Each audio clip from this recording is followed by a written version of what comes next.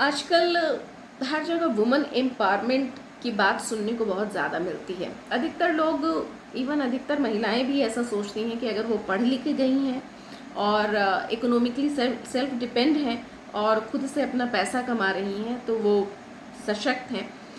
लेकिन मेरा ऐसा सोचना है कि जो सशक्तिकरण है उसका सीधा सा जो कनेक्शन है वो है डिसीज़न मेकिंग पावर से।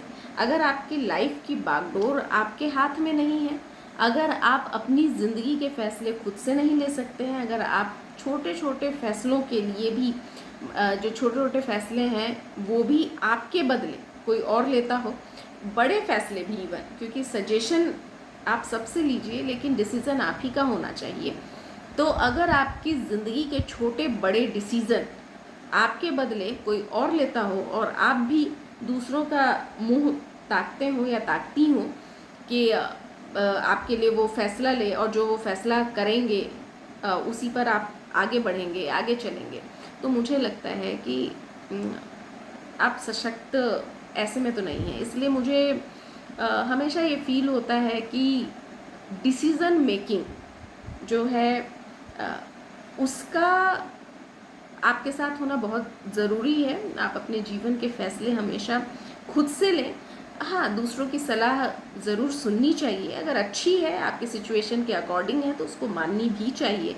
लेकिन अगर कोई जो सलाह है वो दुर्भावनापूर्वक दी गई हो या फिर आपके सिचुएशन से मेल नहीं खाती हो या फिर आपके लिए बेहतर नहीं हो, तो आप उसको छोड़ें और आगे बढ़ें, अपने हिसाब से, अपने जीवन के हिसाब से फैसला लें। ये बहुत ज़रूरी है। दरअसल जब हमारा देश गुलाम भी था तो मैंने मन में सोचा कि गुलामी किसको कहते हैं। तो मुझे समझ में आया कि गुलामी दो चीज़ों से होती है, क्योंकि करोड़ों की आबादी उस समय भी थी भारतीयों की, जिस वक्त हमारा देश गुलाम था और मुश्किल से मुट्ठी भर अंग्रेज़ थे। तो आखिर हम गुलाम क्यों कहलाए? सिर्फ दो चीज़ों के कारण। हमारे पास हमारे ही देश के लिए डिसीज़न मेकिंग पावर नहीं था और दूसरा कि हमारे संसाधनों पर हमारा कंट्रोल नहीं था, तो इस वजह से हम गुलाम थे।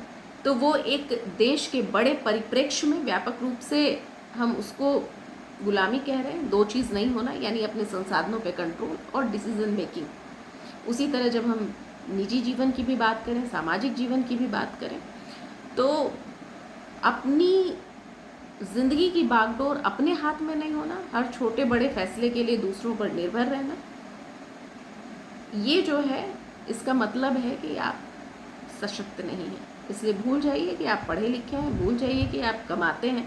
अगर आप अपने जीवन के लिए फैसले नहीं ले सकते, मतलब कि अभी वक्त है आपको सशक्त होने का।